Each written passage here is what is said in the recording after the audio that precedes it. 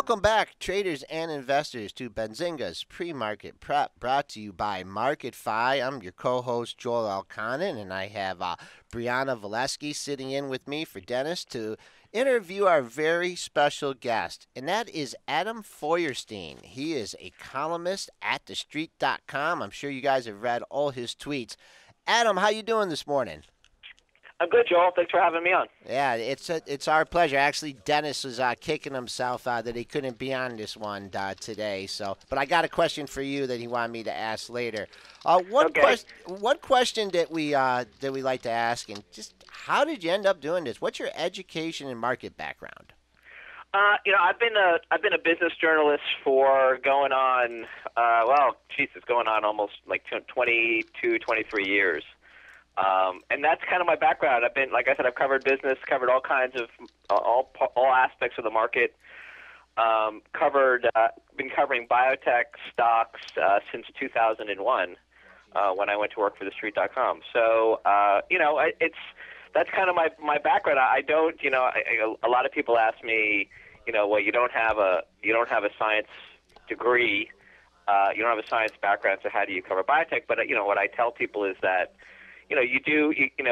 covering biotech for as long as I have, you certainly do learn a lot over time, and you pick things up, and after a while, you actually start to know what you're talking about. So, Adam, you say you have a business background. What Sure. what made you choose to want to cover the biotech industry?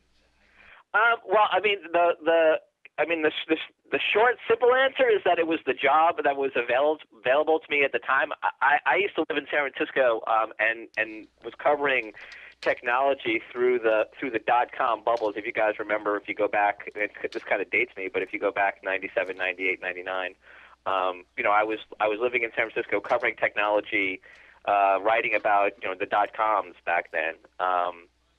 And when the .com bubble burst in sort of 99 and 2000, the publication that I was working for was running into some trouble, and I needed a new job, quite frankly. And I'd always admired TheStreet.com. I'd always admired Jim Cramer, and knew somebody who worked at The Street and applied for a job there. And literally the job that was available was covering biotechs, and they said to me, can you cover biotechnology? And I just said sure. So really that's kind of how it started. Now I've always been interested in science, and and the reason that I think that I've kept going at it and have covered biotech for as long as I have, like I said, I started this goes back to 2001, is because it's just incredibly it's just an incredibly dynamic and ever changing industry. There's so much going on at all times, and then then throw in sort of the investment angle.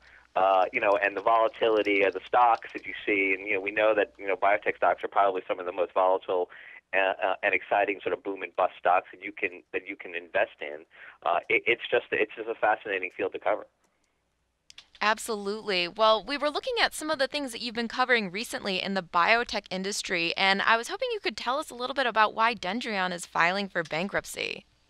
Well, Dendreon has been it's been a long story and a very interesting story, up and down. As we're talking about, talk about volatility. They were, really kind of one of the first companies to sort of come out with, with an immunotherapy, a sort of cancer, quote unquote, vaccine for prostate cancer. And after a lot of trials and tribulations of getting that approved, and like you said, they this week filed for Chapter 11 bankruptcy, and that's really a kind of a story of how, and oftentimes business sort of trumps science. Great science doesn't necessarily make a great business, and the company had a lot of trouble selling its prostate cancer vaccine called Provenge, and really sort of, and made some mistakes along the way. It made mistakes in terms of the way that they priced the product, the way it was reimbursed, and ultimately took on a lot of debt. Just really, and the bankruptcy filing this week really kind of is a culmination of all these mistakes. The company basically is unable to pay this kind of massive debt that it has coming due, and now it's going to have to restructure.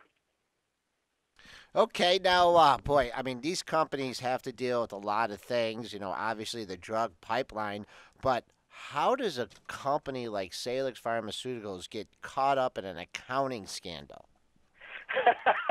That's a great question, and I don't know if I think we don't know the answer to that question. You're referring to Salix Pharma. They essentially disclosed late last week that they have a lot more inventory of some of their key drugs sitting on the shelves of wholesalers than they had previously anticipated. How that happens is sort of a mystery, and no one seems to know. The company's board has launched an internal investigation, an audit, to sort of figure out what's going on. The CFO of the company has resigned, which is probably not a great sign. And so the worry here from an investment standpoint, and the reason that the stock sold off so sharply, is because people don't really know how to value the company now. Because if you moving forward, if they do have all of this inventory that they've already accounted for that has to be sold off, that obviously impacts revenue for this year, potentially well into next year. And so no one really knows how to value the company, and investors don't like uncertainty, and that's why the stock is sold off. Right, and I see it finding some resistance here at the $100 level. Well, we got someone in the chat that wants to thank you for shining the light on Radiant Pharmaceutical a few years back. Oh God, yes, that's a blast from the past.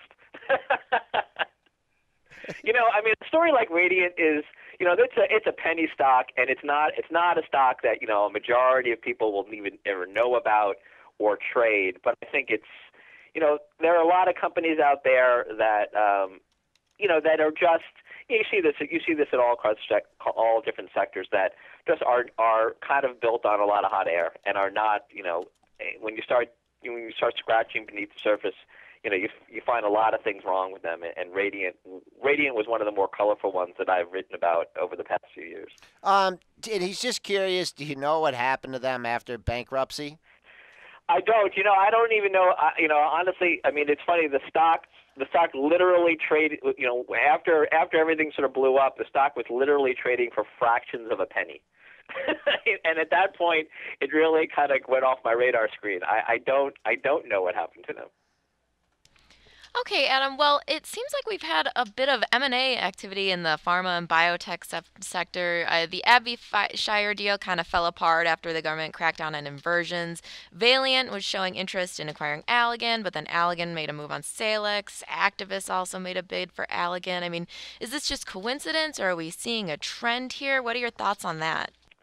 There's always a lot of M&A activity. It obviously varies from year to year, and it's driven by a few different things.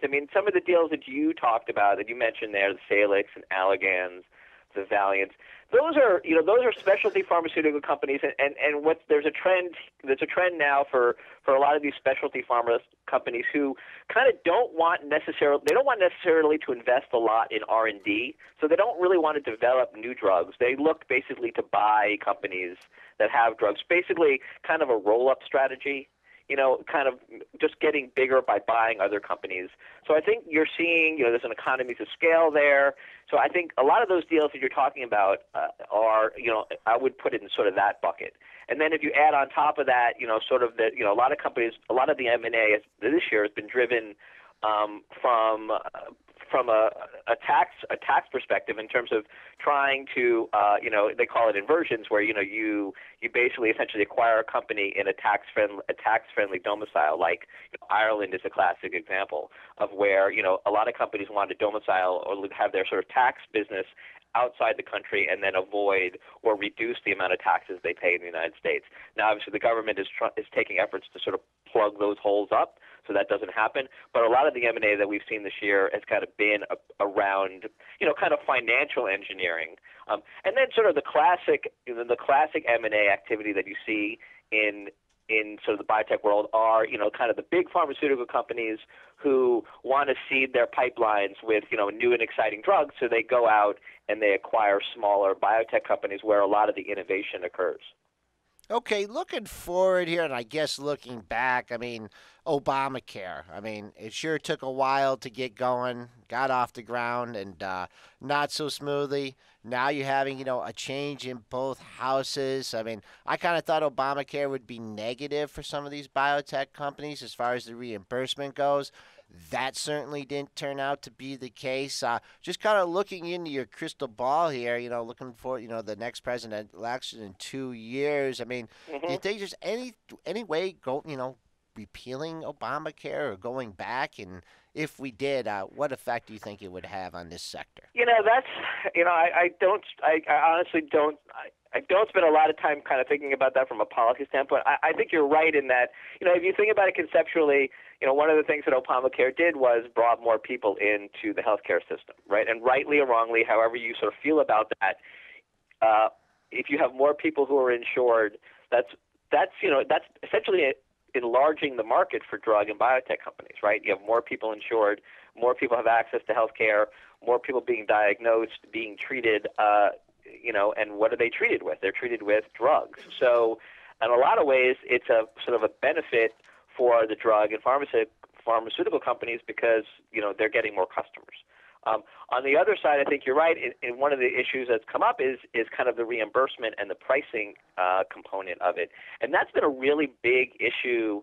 It's always been a big issue, but I think it's become even more of something that people are watching, that investors are watching today, and really insurance companies, pharmacy benefit managers who are basically putting roadblocks, or impediments in front of reimbursement for drugs. They're worried about the pricing of drugs.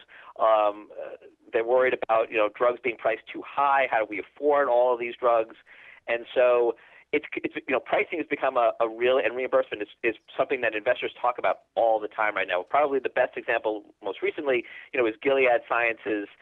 They came out with this incredibly new cure for Hep C called Sovaldi. They priced it at $84,000 for a course of treatment, which was, essentially $1,000 a day for a pill that a patient would take for 12 weeks. Hmm. And insurance companies, kind of blew a gasket, and politicians blew a gasket over this. How can we afford an $84,000 a year treatment for hepatitis C? So that these are real issues, and I think as you said, moving forward, it's only going to increase as we sort of try to figure out how do we pay for a lot of these high priced treatments for new diseases. Adam Feuerstein's here on Benzinga's pre-market prep. He's a senior columnist at TheStreet, covering the biotech sector very well. Adam, just go into kind of like your routine now with these biotech stocks. There's new trials, there's FDA's, there's a lot of information you have to go. And I just like to ask, different people in the follow this sector. Is there, how do you keep track of all this stuff? Is there a website you go to? Do you collaborate with universities? You don't have to give away your secret sauce, but how do you stay on top of all this stuff? Well, no, it's a great question. And I think with biotechs, and you see this, anyone who trades biotech stocks or invests in them knows how volatile they can be, and how like, for instance, a company may come out, they may have a clinical trial. The clinical trial, it's a phase 3, last step before FDA approval. The clinical trial is positive, and the stock literally will double, right? You will see it in one trading session that stock could double in price. Obviously, if you own that stock before that happened, you're really happy. So the key for biotech is often knowing what kind of events are coming up, right? You don't want to be caught surprised when a company announces results or when there's an FDA decision. So I think the most important thing for investors in the biotech sector is just to sort of have a calendar of events to know. Now, I tend to try to help facilitate that by, like you said, by keeping track. And there really isn't one source of or website where you can go necessarily to sort of keep track of all these things that are happening. I do my best to kind of put out calendars and to write about, potentially stock moving events in advance, because again, that's, it helps people at least anticipate some of these moves that are happening. Obviously, sometimes, these clinical trials fail, or the FDA rejects a drug, and the stocks move, down in a negative direction.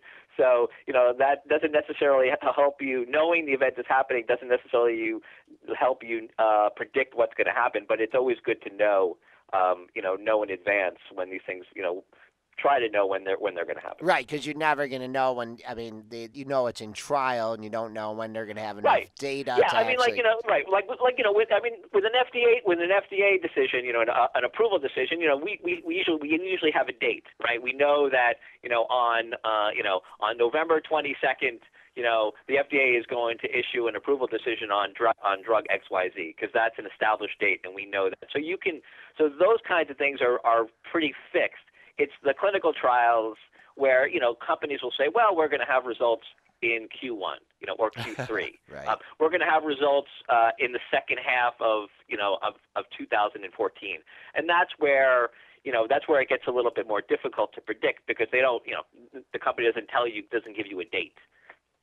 Okay, let's go on to a stock that Dennis wanted me to ask you about. And okay.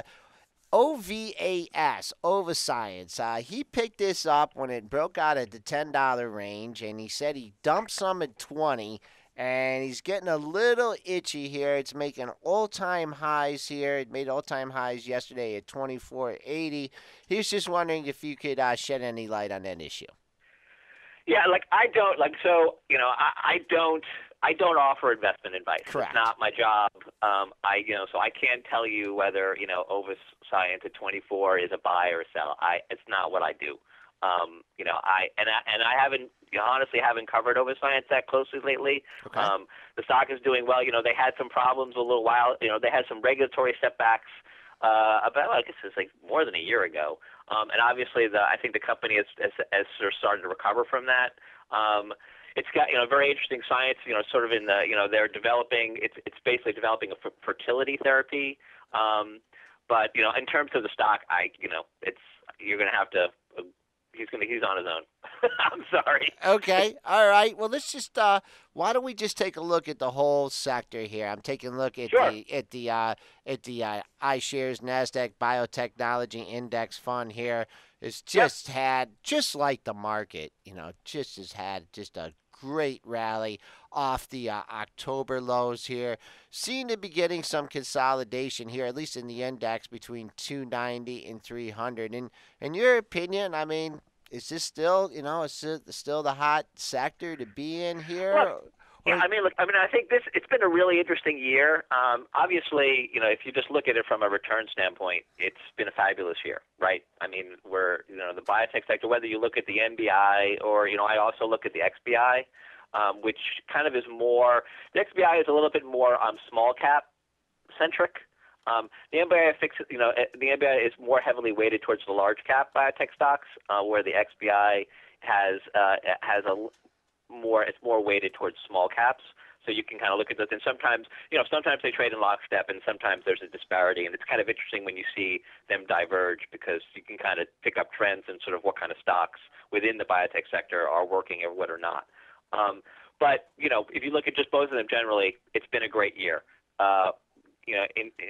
Significantly outperforming the broader markets. If you just look at a year chart with an incredible amount of volatility, thrown in there, and towards the end of the year, I think we've seen this pattern before, where the stocks definitely trade up into the end of the year, and it seems like that's where we're going today. And a lot of it is backed. I think I tend to I'm not a chart guy. Okay. So it's not something that I can kind of look at a chart and say, oh, it's going to do this or that. I kind of look at things from a fundamental perspective, and I think from a fundamental perspective, the biotech sector is rolling along. I mean, there are a lot of interesting developments. There are a lot of new drugs. There's a lot of exciting science that's kind of advancing.